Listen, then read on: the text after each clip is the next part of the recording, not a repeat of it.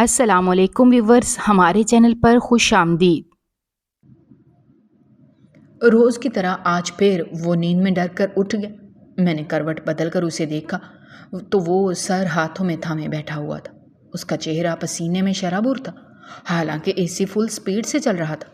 میں نے پریشانی سے اس کے قریب جا کر اس کے ہاتھ تھامے اور اس سے کہا، کیا ہوا ہے؟ آج پھر تم نے کوئی برا خواب دیکھا ہے؟ چند پل وہ بے بسی سے میری طرف دیکھتا رہا اور کہا، نہیں، میں خواب کی وجہ سے نہیں اٹھا، بلکہ یہ کچھ اور ہی ہے جو مجھے پریشان کرتا ہے۔ دیکھو، ایک کام کرو، تم اٹھو اور وضو کر کے نماز پڑھو، اللہ کے حضور دعا کرو کہ وہ مجھے معاف کر دیں۔ میں وہ گناہ دوبارہ کبھی بھی نہیں کروں گا۔ مجھے اس اذیت سے نجات چاہیے، تم میرے لیے یہ کرو گی نا؟ وہ ہاتھ جوڑ کر میرے سامنے منتیں کر رہا تھا۔ میں اسے انکار کیسے کر سکتی تھی؟ میں نے اس سے کہا، ٹھیک ہے، تم سو جاؤ، میں جا کر نماز پڑھتی ہوں۔ اس کے لیٹتے ہی میں اٹھ کر وضو کرنے چلی گئی۔ نماز پڑھ کر میں نے اس کے لیے دعا کی۔ یہ تو روز کا معمول تھا۔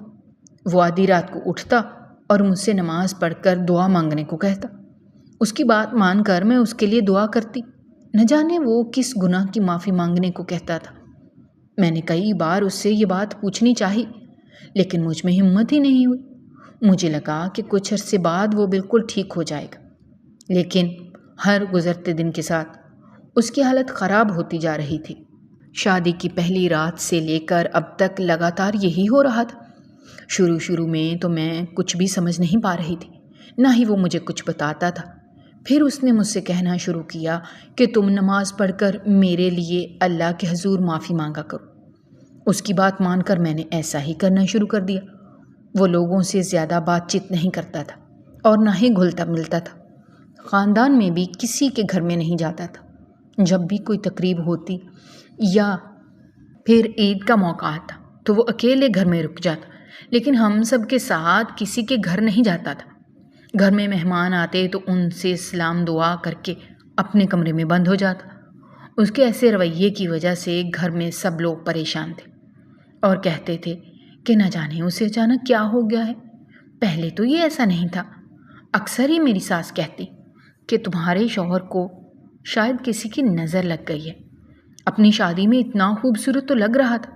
میں نے کہا بھی تھا کہ نظر اتار لو، لیکن اس نے میری بات نہیں سنی۔ اب دیکھو اس کی کیا حالت ہو گئی ہے، ہر وقت کمرے میں بند رہتا ہے۔ تم ہی اسے سمجھاؤ کہ وہ کمرے سے باہر نکلے، لوگوں سے بات چیت کرے۔ آفس میں بھی کسی سے بات نہیں کرتا۔ اس کا بھائی بتا رہا تھا کہ کسی کے ساتھ بیٹھتا بھی نہیں ہے۔ دونوں بھائی ایک ہی آفس میں کام کرتے تھے، اس لیے آفس کی خبریں بھی ملتی رہتی تھیں۔ وہاں پر بھی وہ الگ تھلگ رہتا تھا۔ پڑوس کی عورت کل صبح آئی اور اس نے جب میرے شوہر کا اس طرح کا رویہ دیکھا تو کہنے لگی، اسے کسی پیر فقیر کے پاس لے جاؤ، دم درود کرے گا تو ٹھیک ہو جائے گا۔ ساس کو یہ بات پسند آئی اور وہ اگلے دن ہی میرے شوہر کو ساتھ لیے ایک پیر کے آستانے پر چلی گئی۔ میرا شوہر وہاں جانا نہیں چاہتا تھا، لیکن اپنی امی کے مجبور کرنے پر چل دیا۔ واپس آئے تو ساس سر پکڑ کر بیٹھ گئی، کہنے لگی، میں نے تو اسے وہاں لے جا کر غلطی کی، یہ تو دم کروائے بنا ہی بھاگا ہوا واپس چلا آیا۔ کوئی اس طرح سے بھی کرتا ہے؟ مجھے شرمندہ کروا کے رکھ دیا۔ پتہ نہیں کیا مسئلہ ہے، کچھ بتاتا بھی نہیں ہے۔ میں تو سوچ کر ہی پریشان ہو گئی ہوں۔ ایک عجیب بات تو یہ تھی کہ رات کو میرا شوہر ڈر کر اٹھ جاتا تھا، مجھے نماز وغیرہ پڑھنے کو کہتا، اور صبح کے وقت اسے سب بارے میں کچھ یاد ہی نہیں ہوتا تھا۔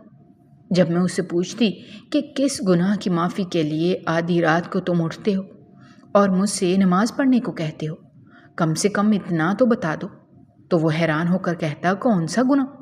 میں کوئی گناہ گار نظر آتا ہوں؟ اور زور زور سے چلانے لگ جاتا۔ مجھے حیرت ہوتی کہ وہ رات کو روزانہ اٹھتا ہے، مجھے اور اس کے باوجود اسے یہ بات یاد نہیں۔ اس طرح سے بات کر رہا ہے جیسے کچھ ہوا ہی نہیں ہے۔ کہیں اس کا دماغی توازن خراب تو نہیں ہو گیا؟ اکثر ہی میں شک کی نگاہوں سے اسے دیکھتی تھی، لیکن یہ بات میں اس سے کہہ نہیں پاتی تھی، کہیں وہ اس بات کا بھی برا نہ منانے لگ جائے۔ میں جب بھی اپنے میکے آتی تو اماں کو اس سب کے بارے میں بتاتی تھی۔ وہ مجھے صبر سے کام لینے کو کہتی، لیکن اب میرے صبر کا بند ٹوٹ رہا تھا۔ آخر میں کب تک یہ سب برداشت کر سکتی تھی؟ پتہ نہیں اماں ابا نے کیا دیکھ کر میری شادی یہاں پر کر دی تھی۔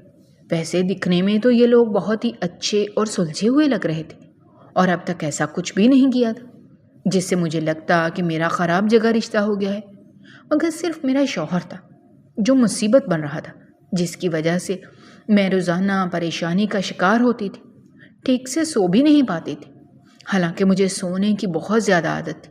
گھر پر تو میں اتنے گھنٹے سوتی تھی کہ اماں مجھے ڈانٹ کر اٹھاتی تھی۔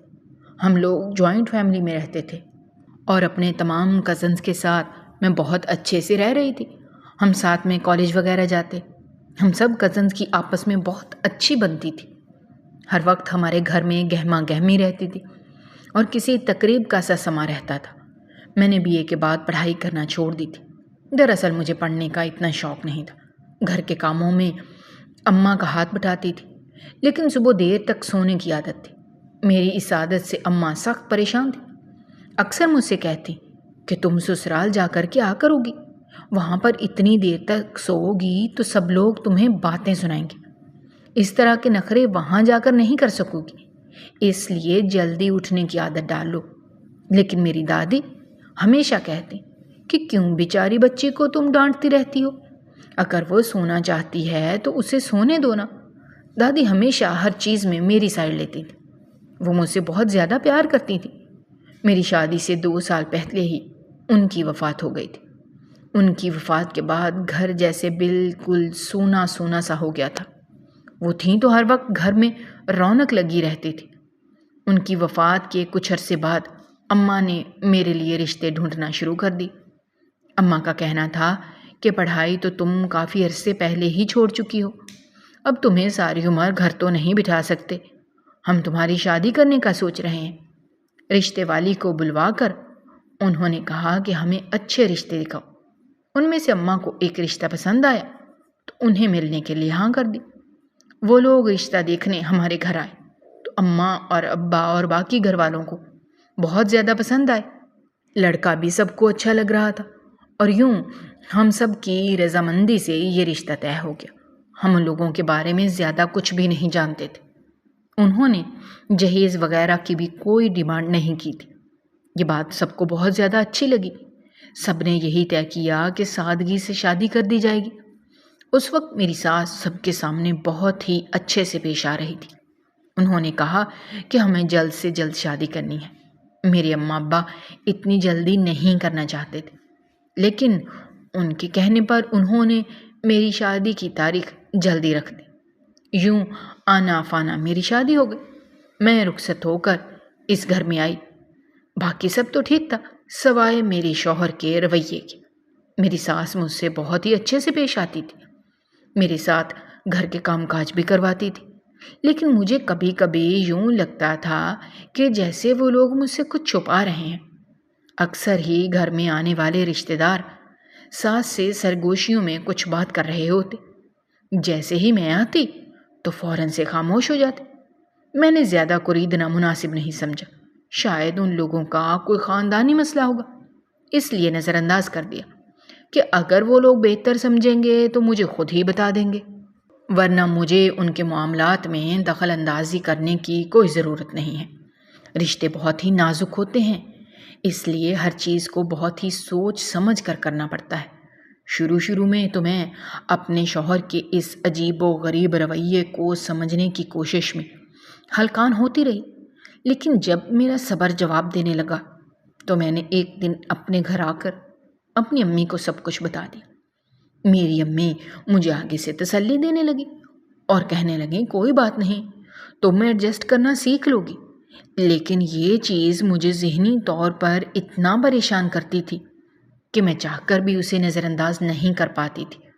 روزانہ کا یہی تھا، میرا شوہر اٹھتا اور مجھ سے نماز پڑھ کر اپنے گناہوں کی معافی مانگنے کو کہتا۔ جب میں کچھ پوچھتی تو اتنا چلاتا تھا کہ میں ڈر کر رہ جاتی، اس لیے آہستہ آہستہ میں نے اس سے سوال کرنا ہی چھوڑ دیا۔ ایک دن میرے سسرالی خاندان سے ایک شادی کا دعوت نامہ آیا۔ وہ لوگ میری ساس کے بہت ہی قریبی رشتہ دار تھے۔ انہوں نے شادی میں پورے گھر کو مدعو کیا تھا۔ ان کا گھر کافی دور تھا، اس لیے سب نے فیصلہ کیا کہ شادی سے 2-3 دن پہلے ہی وہاں چلے جائیں گے۔ میرے شوہر کہیں جانے پر راضی نہیں تھے، مگر میری ساس نے اسے کسی نہ کسی طرح سے منا لیا۔ میں نے اپنا اور اپنے شوہر کا سامان وغیرہ پیک کیا اور سب کے ساتھ شادی والے گھر میں آ گئے۔ گھر بہت ہی خوبصورتی سے سجایا گیا تھا۔ ہر جگہ برقی کمکمے لگے ہوئے تھے، گہما گہمی تھی۔ سب سے مل ملا کر ہم لوگ اندر آ گئے۔ ہمارے رہنے کے لیے خاص انتظام کیا گیا تھا۔ یہاں آ کر مجھے کافی اچھا محسوس ہو رہا تھا۔ لگ ہی نہیں رہا تھا کہ میں پہلی بار یہاں پر آئی ہوں۔ میں نے شادی کی ہر ایک تقریب میں بڑھ چڑھ کر حصہ لیا۔ ان کے ہاں ہر طرح کی رسم کی جا رہی تھی۔ مجھے اس طرح کی شادیاں بہت زیادہ پسند تھیں۔ بارات والے دن مجھے میرے شوہر کی ایک کزن ملی اور معنی خیز نظروں سے میری طرف دیکھ کر کہنے لگی، کیا تمہارا اپنے سسرال میں اچھے سے گزارا ہو رہا ہے یا یہ لوگ تمہیں بھی پریشان کرتے ہیں؟ کیا تمہارا شوہر تم پر بھی ہاتھ اٹھاتا ہے؟ اس کی بات سن کر مجھے کافی عجیب محسوس ہوا کہ وہ یہ بات کیوں کر رہی ہے، آخر اس بات کی کیا وجہ ہے، لیکن میں نے نظر انداز کر دیا۔ بہرحال شادی کی تمام تقاریب بہت ہی اچھے سے ہو گئی تھیں۔ ہم کافی زیادہ تھک گئے تھے، اس لیے میں تو جاتے ہی بستر پر پڑ گئی۔ تھکن کی وجہ سے پورا بدن چور چور ہو رہا تھا۔ مجھے لیٹتے ہی نیند آ گئی۔ میرے شوہر بھی سو گئے تھے، لیکن آدھی رات کو اچانک سے شور کی آواز سے میری آنکھ کھلی۔ میں گہری نیند سے اٹھی تھی، اس لیے کچھ پل تو مجھے کچھ بھی سمجھ میں نہیں آیا۔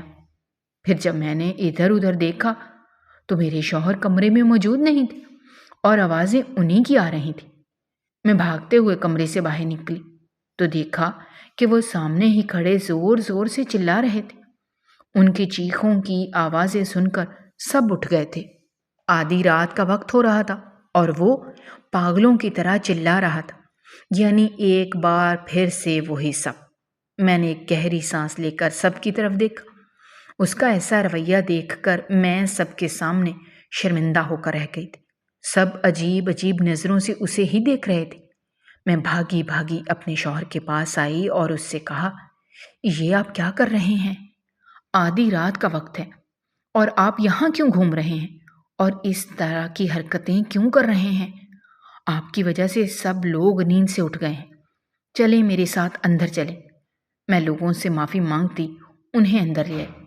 کمرے میں آتے ہی وہ دوبارہ سے رونے لگے اور کہنے لگے، نماز پڑھ کر میرے لیے معافی مانگو، میں وہ گناہ دوبارہ نہیں کروں گا۔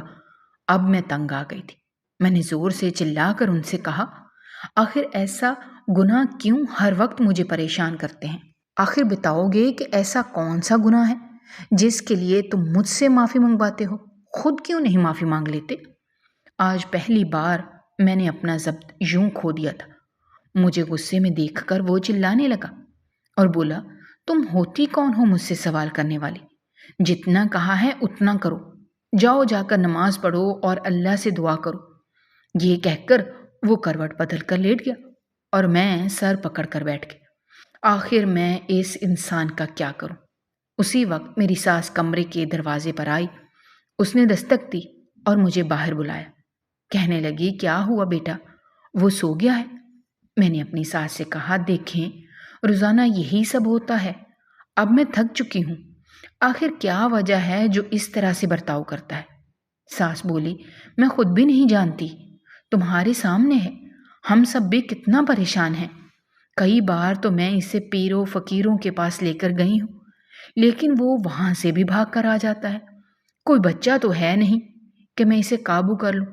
اب میں کیا بتاؤں کہ اسے کیا مسئلہ ہے؟ پوچھ پوچھ کر تھک چکی ہوں، لیکن کچھ بتاتا ہی نہیں۔ میں نے اپنی ساس سے کہا کہ جو بھی مسئلہ ہے آپ لوگ خود ہی حل کریں، میں اب یہ سب مزید نہیں سہنے والی۔ میں اپنے گھر جا رہی ہوں، اپنے والدین سے بات کروں گی اور اب سے وہیں پر رہوں گی جب تک آپ کا یہ پاگل بیٹا ٹھیک نہیں ہو جاتا۔ میں یہاں پر اس کے ساتھ نہیں رہوں گی۔ روزانہ رات کو میری نیند خراب کرتا ہے اور پریشان کرتا ہے۔ دیکھیں یہاں پر بھی اس نے سب کے سامنے شرمندہ کر کے رکھ دیا ہے۔ ساس کہنے لگی، بیٹی اتنی جلد بازی سے کام مت لو، ہو سکتا ہے اسے کوئی مسئلہ ہو، آرام سے محبت سے پوچھو گی تو وہ بتا دے گا۔ اگر تم چلی جاؤ گی تو اس کا دھیان کون رکھے گا؟ ہماری تو کوئی بات سنتا ہی نہیں ہے۔ میں نے ساس سے کہا، میں کچھ نہیں جانتی، میں بہت بار آرام سے بھی پوچھ چکی ہوں، لیکن وہ آگے سے مجھ پر چلانے لگ جاتا ہے۔ یہ کوئی طریقہ نہیں ہے۔ اور پھر اگلے دن جب ہم واپس اپنے گھر پر آئے تو میں نے اپنا سامان باندھا اور سیدھا اپنے والدین کے گھر پر آ گئی۔ میری امی کہنے لگیں کہ تم دوبارہ سے لڑ جھگڑ کر آئی ہو کیا؟ میں نے امی سے کہا، ایسی کوئی بات نہیں ہے، لیکن میں اس سے تنگ آ گئی ہوں، مجھے اس سے چھٹکارا چاہیے، پتہ نہیں اسے کیا بیماری ہے۔ امی نے دوبارہ مجھ سے صبر کرنے کو کہا، لیکن یہ صبر اب مجھ سے نہیں ہوتا تھا۔ جب آس پاس کے لوگوں کو پتہ چلا کہ میں سسرال سے گھر آ گئی ہوں تو طرح طرح کی باتیں کرنے لگے۔ کوئی تو یہ بھی کہتا کہ اب یہ واپس نہیں جائے گی، اسے طلاق ہو گئی ہے۔ لوگ خود سے ہی کہانیاں بنا لیتے۔ میں ویسے ہی سخت غصے میں رہتی تھی، اس لیے ہر ایک سے جھگڑا کرنے بیٹھ گئی۔ امی نے مجھے بہت مشکل سے سمجھایا بجھایا اور کہا کہ یوں اگر ہر ایک سے منہ ماری کرتی رہو گی تو کیسے چلے گا؟ اپنا غصہ دوسروں پر کیوں نکالتی ہو؟ معاملات کو اچھے سے سمجھداری سے حل کرنا سیکھو۔ غصہ ہر مسئلے کا حل نہیں ہوتا۔ تمہیں کتنی بار سمجھایا ہے کہ اپنے غصے کو کنٹرول کرو۔ اب اگر تم نے کسی سے بدتمیزی سے بات کی تو میرے سے برا تمہارے لیے کوئی نہیں ہوگا۔ امی کے ڈانٹنے پر میں منہ بنا کر ایک طرف بیٹھ گئی۔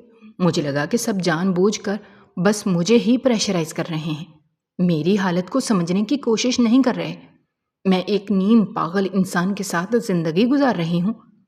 بہرحال کچھ دن تک میں اپنے میکے میں رہی، لیکن پھر امی نے مجھ سے کہا کہ واپس جاؤ اور جا کر اس مسئلے کو حل کرنے کی کوشش کرو۔ ذرا ذرا سی بات کے لیے گھر پر مت بھاگ آیا کرو، اپنا گھر بسانے کی کوشش کرو۔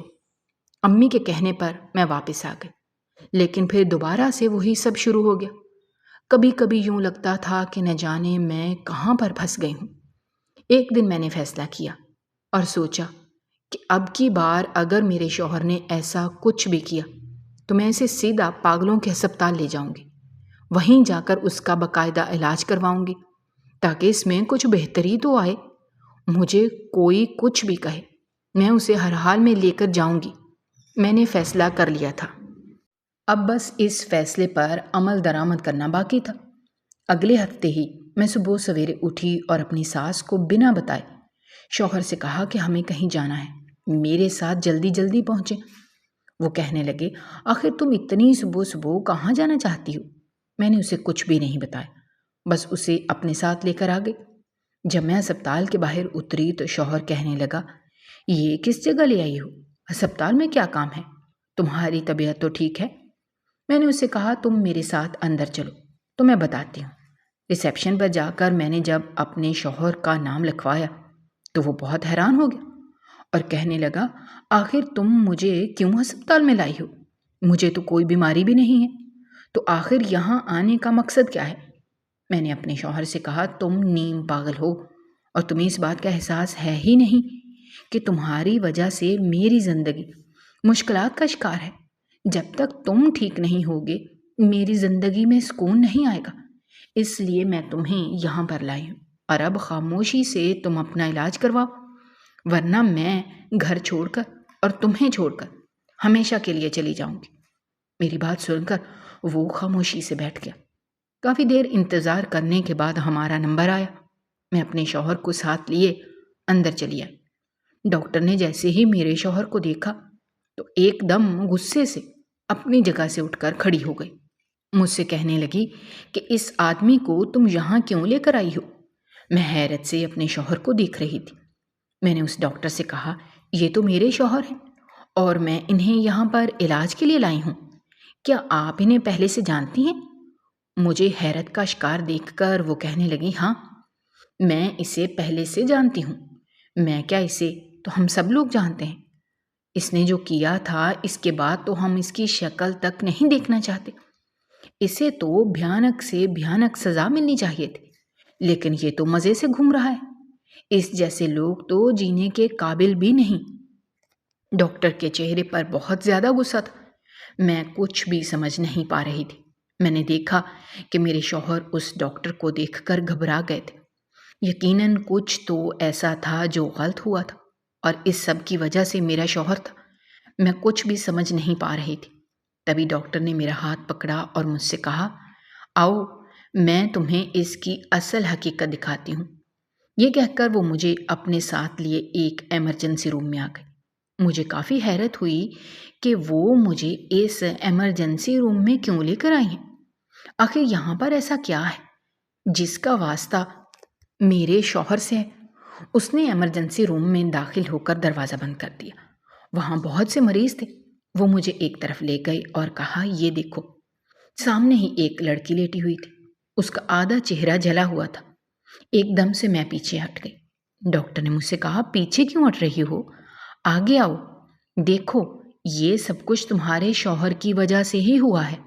میں حیران ہو رہی تھی کہ اس لڑکی کی ایسی حالت میں میرے شوہر کا کیا ہاتھ ہے اور میرے شوہر کا کیا لینا دینا ہے۔ ڈاکٹر نے میرے چہرے پر جب حیرت دیکھی تو کہنے لگی، لگتا ہے تم تو کسی بھی چیز سے واقف نہیں ہو۔ اس بیچاری کی لڑکی کی یہ حالت صرف اور صرف تمہارے شوہر کی وجہ سے ہوئی ہے۔ تم جانتے بھی ہو یہ لڑکی کون ہے؟ میں نے دھیرے سے نفی میں سر ہلا دیا۔ میں تو اب تک شوق میں تھی۔ اس لڑکی کی حالت اتنی خراب تھی کہ میری جگہ کوئی بھی ہوتا تو یوں ہی سکتے کا شکار ہو جاتا۔ میں بہت ہی مشکل سے خود کو سنبھال رہی تھی۔ ڈاکٹر نے مجھ سے کہا، یہ تمہارے شوہر کی پہلی بیوی ہے۔ پہلی بیوی؟ میں نے حیرت سے ڈاکٹر کی طرف دیکھا۔ یہ ممکن نہیں، میرے شوہر کی اس سے پہلے شادی نہیں ہوئی۔ ان کی پہلی بیوی میں ہی ہوں۔ آپ کیا کہہ رہی ہیں؟ آپ کو کہیں غلط فہمی تو نہیں ہوئی؟ ڈاکٹر مجھ سے کہنے لگی، تم تو بہت زیادہ معصوم ہو، تمہیں کچھ پتہ ہی نہیں ہے۔ یہ سچ ہے، یہ تمہارے شوہر کی پہلی بیوی ہے۔ ہمارے اسپتال میں صرف پاگلوں کا علاج نہیں کیا جاتا بلکہ دوسرے مریضوں کا علاج بھی ہوتا ہے۔ بہت سال پہلے تمہارا شوہر اس لڑکی کو لے کر یہاں آیا تھا۔ اس وقت اس کی حالت حد سے زیادہ خراب تھی۔ یہ اپنے پاؤں پر کھڑی بھی نہیں ہو پا رہی تھی۔ اس کا 2 بار مس کیریج ہو چکا تھا، وہ بھی صرف اور صرف تمہارے شوہر کی وجہ سے۔ وہ اسے بہت مارتا پیٹتا تھا۔ ہم نے اسے کئی مہینے آبزرویشن میں رکھا اور پھر تمہارا شوہر اسے واپس لے گیا۔ کچھ عرصے بعد ایمرجنسی میں اسے دوبارہ لایا گیا۔ اس کا چہرہ پورا جلا ہوا تھا۔ پتہ چلا کہ یہ کام بھی اس کے شوہر نے ہی کیا ہے۔ اس کے اوپر پولیس کیس بھی کیا گیا، لیکن کوئی فائدہ نہیں ہوا۔ اس کے گھر والوں نے اسے کسی نہ کسی طرح سے بچا لیا اور یوں معاملہ رفع دفع ہو گیا۔ بیچاری کے گھر والے بھی نہیں ہیں، ایک یتیم خانے میں پلی بڑھی تھی، اس لیے ان سب نے اس کی کمزوری کا فائدہ اٹھایا۔ تمہاری ساس اور سسر بھی اس پر خوب ظلم کرتے رہے۔ جب معاملہ ہاتھ سے نکل گیا تو یہاں لا کر ایڈمٹ کروا دیا۔ ہر مہینے اس کے علاج کے لیے یہاں پر پیسے جمع کروا دیتے ہیں، کیونکہ اگر لڑکی کو کچھ ہو گیا تو انہیں لینے کے دینے پڑ سکتے ہیں۔ یہ سب لوگ تمہارے سامنے ناٹک کر رہے ہیں کہ کچھ بھی نہیں جانتے۔ یہ سب دیکھ کر اور جان کر میری تو ٹانگیں ہی کانپنے لگی، یعنی کہ میرا شوہر اس گناہ کی بات کر رہا تھا۔ اب اسے پچھتاوا ہو رہا تھا اور نیند میں اس بات سے ہی ڈر کر اٹھ جاتا تھا۔ بیچاری کی حالت کیا کر دی تھی۔ اس لڑکی کو دیکھ کر ہی مجھے اس کی تکلیف محسوس ہو رہی تھی۔ اس دن جب ایمرجنسی روم سے میں باہر نکلی تو میں نے فیصلہ کر لیا کہ میں اس درندے کے ساتھ ہرگز نہیں رہوں گی۔ میرے شوہر کے ساتھ ساتھ اس کے گھر والوں نے بھی یہ بات چھپائے رکھی اور مجھ سے جھوٹ بولتے رہے۔ ہمیشہ ایسے ظاہر کرتے رہے جیسے انہیں اپنے بیٹے کی حالت کے بارے میں کچھ اندازہ ہی نہیں ہے۔ میری ساس تو بہت ہی بڑی ڈرامے باز واقعہ ہوئی تھی۔ میں باہر آئی اور اپنے شوہر کو ساتھ لیے چپ چاپ گھر آ گئی۔ میرا شوہر پریشانی سے مجھے دیکھ رہا تھا۔ کہنے لگا، تم اتنی چپ چاپ کیوں ہو؟ ڈاکٹر نے تم سے کیا کہا؟ کچھ تو بتاؤ۔ لیکن میں اس کی کسی بات کا جواب نہیں دے رہی تھی۔ میں اب تک حیرت کا شکار تھی۔ جب میں گھر واپس آئی تو میری ساس نے کہا، کیا ہوا؟ سب کچھ ٹھیک تو ہے نا؟ ڈاکٹر نے کیا کہا؟ میں نے چلا کر کہا کہ آپ لوگوں کی حقیقت بتائی ہے ڈاکٹر نے۔ مجھے کس طرح کے لوگ ہیں آپ؟ رحم نام کی کوئی چیز ہے آپ لوگوں کے اندر یا نہیں؟ میری ساس کہنے لگی، کیوں چلا رہی ہو؟ کیا ہوا ہے؟ میں نے سب کچھ بتا دیا کہ آپ لوگوں کی اصلیت مجھ پر کھل چکی ہے، اس بیچاری لڑکی پر آپ لوگوں نے کتنا ظلم کیا، اور آپ کے بیٹے کی پہلی شادی ہو چکی ہے، اور اس بات سے آپ لوگوں نے ہمیں نہ واقف رکھا۔ اب میں یہاں ایک پل بھی مزید نہیں رک سکتی۔ یہ سن کر سب کے چہروں کے رنگ بدل گئے، سب کے چہرے بالکل پیلے پڑ گئے تھے۔ پھر میری ساس اپنی جگہ سے اٹھی اور میرے پاس آ کر کہنے لگی، اب جب کہ تم سب کچھ جان ہی چکی ہو تو سوچ سمجھ کر فیصلہ کرنا، ہم تمہیں اس گھر سے اتنی آسانی سے جانے نہیں دیں گے۔ ان کا لہجہ ایک دم سے تبدیل ہو گیا تھا اور اب وہ مجھ سے غصے سے بات کر رہی تھی۔ وہ سب لوگ مجھ پر دباؤ ڈالنے لگے۔ انہوں نے مجھے کمرے میں بند کر دیا اور کہا کہ ہماری اجازت کے بنا اس کمرے سے تم باہر نہیں نکل سکتی، جب تک ہم نہیں کہیں گے تمہیں کچھ کھانے کو بھی نہیں دیا جائے گا۔ خبردار جو تم نے اپنے گھر پر رابطہ کرنے کی کوشش کی۔ انہوں نے مجھ سے میرا موبائل فون بھی چھین لیا۔ میں بہت زیادہ پریشان ہو گئی کہ آخر میں اس گھر سے کس طرح باہر نکلوں۔ کوئی راستہ نہیں بچا تھا۔ میں اس لڑکی کی طرح کمزور نہیں پڑنا چاہتی تھی۔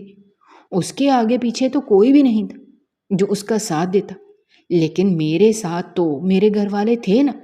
میں انہیں جا کر سب کچھ بتا سکتی تھی، لیکن اس کے لیے مجھے ان سے رابطہ کرنا ضروری تھا۔ پورا دن ان لوگوں نے مجھے بھوکا رکھا، ایک لمحے کو بھی کمرے سے باہر نہیں نکلنے دی، یہاں تک کہ پینے کو پانی بھی نہیں دی۔ پیاس سے میرے حلق میں کانٹے چبھ رہے تھے۔ میں بار بار پانی مانگتی، لیکن میری ساس چلا کر کہتی، اپنی زبان بند کر کے وہیں پر بیٹھی رہے، اگر تیری آواز آئی تو تیرا برا حشر کر دیں گے۔ وہ لوگ مجھے مسلسل دھمکائے جا رہے تھے۔ میں نے واش روم کے نل سے ہی جا کر پانی پی لیا، لیکن اب مجھے بھوک لگ رہی تھی اور میں بھوک سے تقریباً نڈھال ہو چکی تھی۔ ان میں سے کسی کو بھی مجھ پر ترس نہیں آ رہا تھا۔ رات کے وقت جب سب لوگ سو گئے تو میں نے سوچا کسی نہ کسی طرح کمرے سے باہر نکلوں، لیکن کمرہ باہر سے لاک تھا، میں کسی طرح سے نہیں نکل سکتی تھی۔ اس وقت میری نگاہ کھڑکی پر پڑی۔ کھڑکی صحن میں کھلتی تھی۔ اب جب کہ سب لوگ سو گئے تھے تو میں اس کھڑکی سے بآسانی نکل سکتی تھی، کم سے کم کچن میں جا کر کچھ کھا ہی لیتی۔ میں نے جلدی سے کھڑکی کھولی اور آرام سے کود کر صحن میں آ گئی۔ احتیاط سے قدم اٹھاتی کچن کی طرف آئی، دیکھا سب لوگ سو رہے تھے۔ میں نے جلدی سے فریج سے کھانا نکالا اور وہیں بیٹھ کر کھانے لگی۔ اب مجھے اپنے موبائل کی تلاش تھی۔ اگر مجھے میرا موبائل مل جاتا تو سب کچھ ٹھیک ہو سکتا تھا۔ میں اپنے گھر والوں سے رابطہ کر کے انہیں یہاں آنے کے لیے کہہ دیتی، کم سے کم ادھر سے چھٹکارا تو مل جاتا۔ اس سے پہلے کہ میں اپنا موبائل ڈھونڈ پاتی، اسی وقت میری ساس کے کمرے کا دروازہ کھلا اور میں کچن میں فریج کے پیچھے جا کر کھڑی ہو گئی۔ کچھ سمجھ نہیں آ رہا تھا کہ کیا کروں۔ اگر انہوں نے مجھے دیکھ لیا تو خوب ماریں پیٹیں گی اور نہ جانے کیا حشر کریں۔ وہ کچن میں آئیں، پانی نکالا اور چپ چاپ چلی گئی۔ میں بھاگتی ہوئی اپنے کمرے میں واپس گئی۔ اب میں کیا کروں گی؟ موبائل تو مجھے مل نہیں سکا تھا، ضرور ساس نے اپنے کمرے میں رکھا ہوگا۔ آخر میں کس طرح سے گھر والوں سے رابطہ کروں گی؟ میری پوری رات آنکھوں میں ہی کٹ گئی، ایک پل کو بھی میں سو نہیں پائی تھی۔ صبح سویرے ساس نے میرے کمرے کا دروازہ کھولا اور کہا، باہر آ اور آ کر ناشتہ بنا، ہم سب بھوکے بیٹھے ہیں، تو کوئی نوابزادی نہیں ہے جو اپنے کمرے میں بیٹھی رہے گی۔ اب سے گھر کا ہر کام تجھے خود ہی کرنا پڑے گا، اگر ذرا سی بھی کوتاہی ہوئی تو تیرا وہ حشر کروں گی کہ تو خود بھی اپنے آپ کو پہچان نہیں پائے گی۔ ساس کی کڑوی کسیلی سن کر مجھے تکلیف تو بہت ہوئی، لیکن میں خاموش رہی کہ کم سے کم کمرے سے باہر نکلنے کا موقع تو ملا، کسی نہ کسی طرح سے موبائل ہاتھ لگ سکتا تھا۔ میں کچن میں آ کر ناشتہ بنانے کے لیے کھڑی ہو گئی۔ ابھی ناشتہ بنا ہی رہی تھی کہ میرا شوہر اندر آیا اور اس نے گرم گرم توے پر میرا ہاتھ رکھ دیا۔ میں درد کی وجہ سے چلانے لگی، لیکن کسی کو کوئی فرق نہیں پڑ رہا تھا۔ سب مزے سے بیٹھ کر تماشا دیکھ رہے تھے۔ میرا پورا ہاتھ جل چکا تھا۔ مجھے کچھ سمجھ نہیں آئی تو میں نے وہی توا اٹھا کر اپنے شوہر پر پھینک دی۔ بات اتنی بڑی کہ سب لوگ آ کر مجھے مارنے لگے۔ ایک بار پھر سے مجھے کمرے میں بند کر دیا گیا۔ میں نے پورا دن سے اپنے گھر والوں سے بات نہیں کی تھی۔ وہ لوگ پریشان ہو رہے تھے، اس لیے میرے موبائل پر بار بار کال کرنے لگے۔ ساس کال نہیں اٹھا رہی تھی، نہ ہی مجھے اٹھانے دے رہی تھی۔ شام تک میں نے کسی نہ کسی طرح سے صبر کیا، لیکن شام کے بعد جب سب لوگ اپنے کمروں میں چلے گئے تو میں فوراً سے باہر آئی۔ مجھے میرا فون تو ملنے والا نہیں تھا، اس لیے میں نے سوچا کہ اگر کسی اور کا موبائل رکھا ہوگا تو اسے اٹھا کر اپنے گھر پر کال کر لوں گی۔ میرے دیور کا موبائل سامنے ہی رکھا تھا، وہ خود پتہ نہیں کہاں تھا۔ میں نے سب سے نظر بچا کر وہ موبائل اٹھایا اور اپنے کمرے میں آ کر اپنے گھر والوں کو کال ملا دی۔ اماں نے مجھ سے کہا کہ کیا ہوا، تم کال کیوں نہیں اٹھا رہی تھی اور اپنے دیور کے نمبر سے کال کیوں کر رہی ہو؟ میں نے اماں سے کہا مجھے بچا لیں، میں بہت بڑی مشکل میں پھنس گئی ہوں، یہ لوگ تو مجھے مار دیں گے، آپ لوگ بس جلد سے جلد یہاں پر آ جائیں۔ یہ لوگ مجھے فون استعمال نہیں کرنے دے رہے، اگر کسی کو پتہ چل گیا کہ میں نے آپ کو کال کی ہے تو ان میں سے کوئی بھی مجھے نہیں چھوڑے گا۔ اماں پریشان ہو گئیں اور بولی آخر کیا ہوا ہے، تم ٹھیک تو ہو نا، پریشانی میں کیوں ڈال رہی ہو؟ میں نے اماں سے کہا میں بالکل ٹھیک نہیں ہوں، بس آپ لوگ یہاں پر جلد سے جلد آ جائیں، میری حالت بہت خراب ہے، میں آپ کو بعد میں سب کچھ بتا دوں گی۔ اماں کہنے لگی ٹھیک ہے، ہم جلد سے جلد یہاں آنے کی کوشش کرتے ہیں۔ اسی وقت میرے پیچھے سے میری ساس آئی، اس نے موبائل چھین کر دور پھینک دیا اور کہا تیری اتنی ہمت کیسے ہوئی موبائل کو ہاتھ لگانے کی؟ تجھے منع بھی کیا تھا نا اپنے گھر والوں سے کوئی رابطہ مت کرنا، لیکن تو نے پھر گھر پر فون کیا، اب تجھے اس کا انجام بھگتنا ہی پڑے گا۔ وہ مجھے بالوں سے کھینچتی ہوئی باہر لے آئی اور زور زور سے مارنے لگی۔ میں ان کی مار چپ چاپ سہ رہی تھی۔ مجھے امید تھی کہ تھوڑی ہی دیر میں میرے گھر والے آ جائیں گے اور مجھے یہاں سے صحیح سلامت لے جائیں گے، اور مجھے کچھ بھی نہیں چاہیے تھا۔ شکر ہے میں نے انہیں کال کر کے اس سب کے بارے میں آگاہی دے دی تھی، ورنہ نہ جانے مجھے اور کتنے دن یہ سب برداشت کرنا پڑتا۔ رہ رہ کر میرے سامنے اس بیچاری لڑکی کا چہرہ آ رہا تھا جس کی حالت ان لوگوں نے اتنی بری کر دی تھی۔ یہ لوگ تو انسان کہلانے کے لائق بھی نہیں تھے۔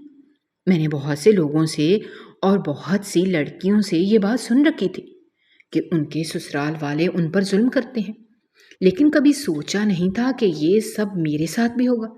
لیکن آج یہ سب میرے ساتھ ہو رہا تھا اور مجھے ان لڑکیوں کا درد سمجھ میں آ رہا تھا جو اس سب سے گزرتی ہیں۔ کچھ گھنٹے گزرے اور میرے گھر والے دروازے پر آ گئے۔ میری ساس نے مجھے کمرے میں بند کر دیا اور کہا خبردار جو تو نے اپنے گھر والوں کے سامنے منہ کھولا۔ یہ کہہ کر وہ باہر دروازے کی طرف گئے، لیکن میں تو پہلے ہی اپنے گھر والوں کو سب بتا چکی تھی۔ اب میری ساس انہیں بے وقوف نہیں بنا سکتی تھی۔ میرے تایا اور ابا اندر داخل ہوئے اور کہنے لگے کہاں ہے ہماری بیٹی، کیا کیا ہے تم لوگوں نے اس کے ساتھ؟ میرا شوہر چلانے لگا کہ ہم نے اس کے ساتھ کچھ بھی نہیں کیا، وہ ہماری جھوٹی شکایتیں لگا رہی ہے، آپ کی بیٹی تو حد سے زیادہ بدتمیز ہے۔ میری ساس بولی اس کا محلے کے ایک آدمی سے چکر چل رہا ہے، اس لیے ہم نے جب اسے روکا تو وہ ہم پر الزام لگانے لگی۔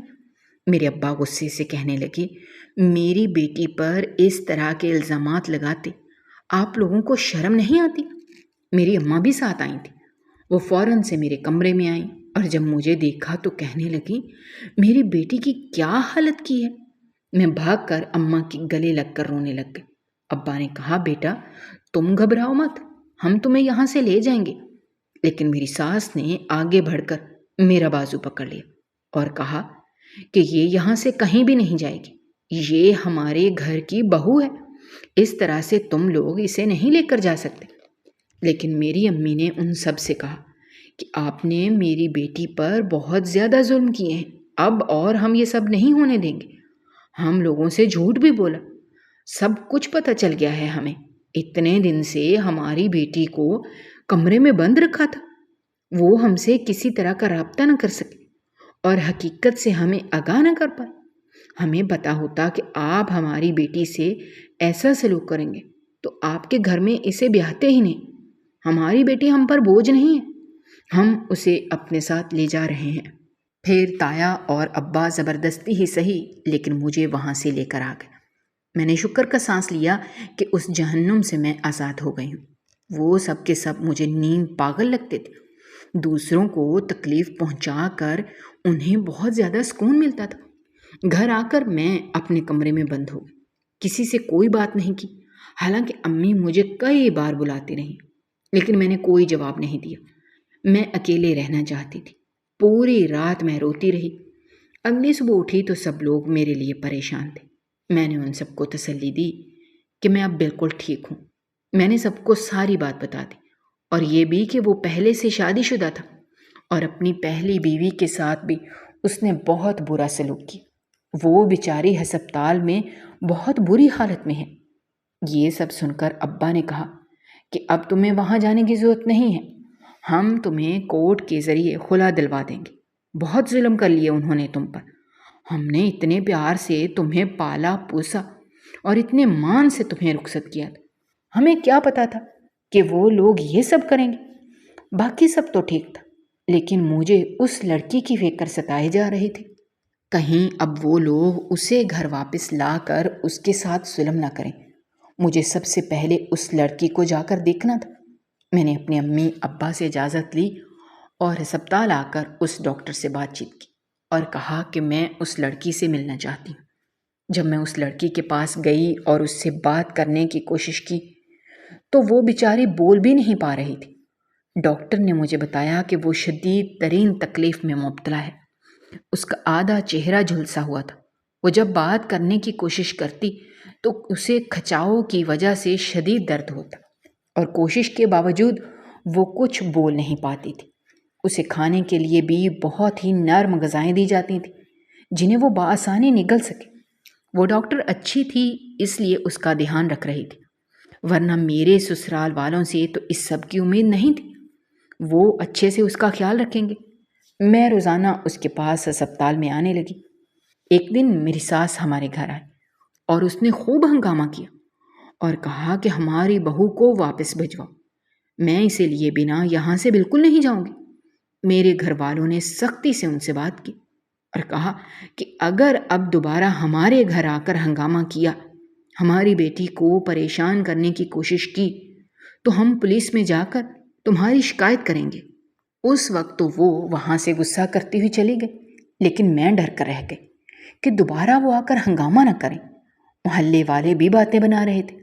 پھر جلد ہی ابا نے کورٹ کے ذریعے مجھے خلا دلوا دی اور یہ قصہ یہاں پر ختم ہو گیا۔ اس لڑکی کی حالت بھی کافی بہتر ہو رہی تھی۔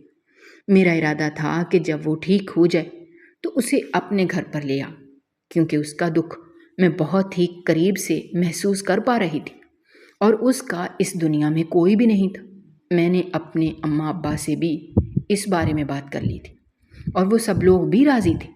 پھر جب وہ لڑکی بالکل صحت یاب ہو گئی تو میں اسے ساتھ لیے اپنے گھر میں آ گئی۔ اب وہ میری بہنوں کی طرح ہی میرے ساتھ میرے گھر میں رہ رہی ہے۔ اگر آپ کو ہماری کہانیاں پسند آ رہی ہیں تو ہمارے چینل کو سبسکرائب کیجیے، ویڈیوز پر کمنٹ کیجیے اور شیئر کیجیے۔ شکریہ۔